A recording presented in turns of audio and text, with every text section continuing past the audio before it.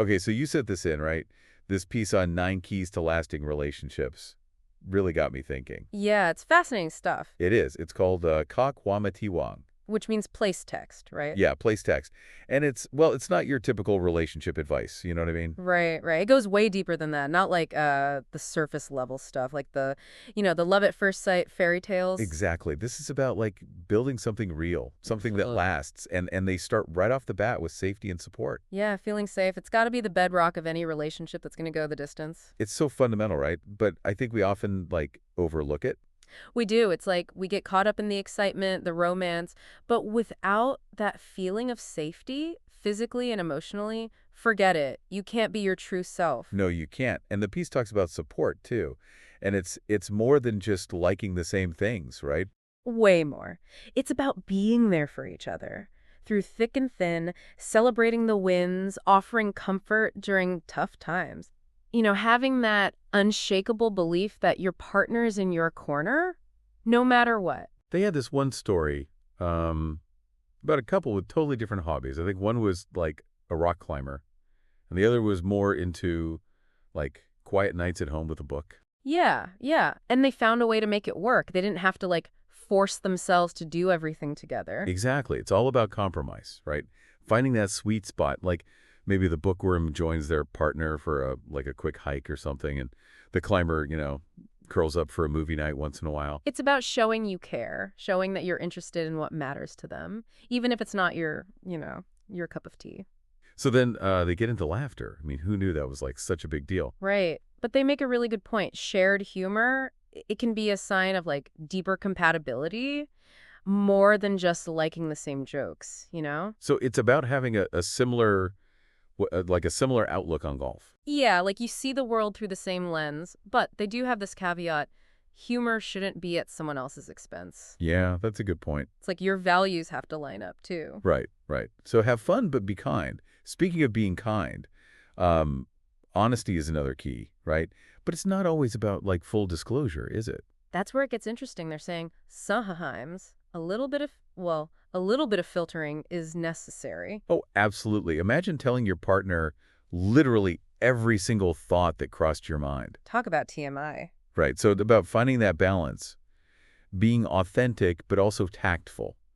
Like choosing your words carefully, thinking about your partner's feelings. Yeah, and maybe keeping some of those less than flattering thoughts to yourself. Maybe jot them down in your journal. Exactly. Be real, but be kind. Okay, now this next part, I love this.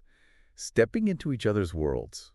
I mean, that just sounds like so romantic. It is. It's like embracing those differences, right? Being open to trying new things just because your partner loves them. It's about growth, too, like personal growth. Huge. It's showing you're interested, that you're willing to connect with what matters to them. But I guess it has to be genuine, right? It can't feel forced. Totally. They make that clear. It's not about pretending you love something you hate. It's more about approaching it with curiosity, a desire to understand your partner better. Oh, I know this couple. One of them is a total foodie, like always trying new restaurants. The other, not so much. Uh-huh. I know the type. So they compromise. The foodie gets to explore, but they also make time for those like cozy date nights at their favorite familiar spot.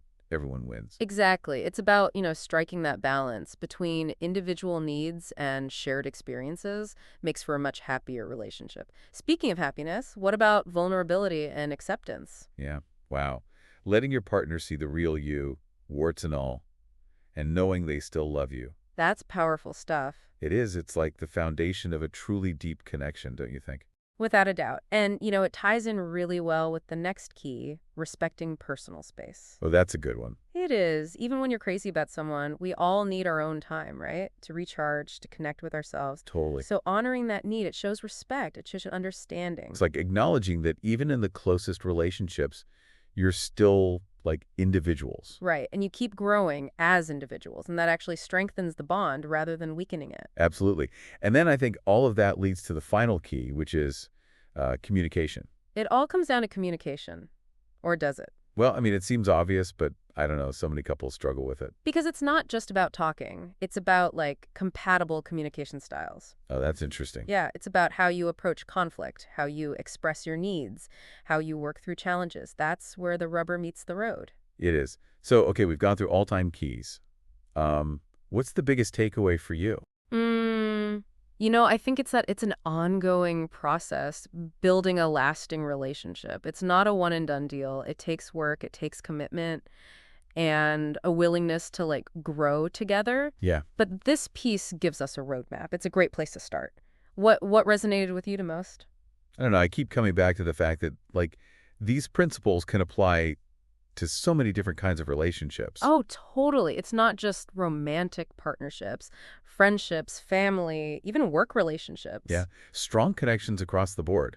Because any relationship, it needs attention, it needs nurturing.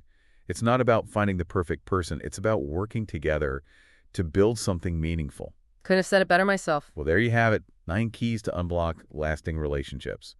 They say love is a journey, not a destination. And this gives you a pretty good map. A map and a compass. So get out there and start exploring. Thanks for tuning into this deep dive. Until next time. Bye.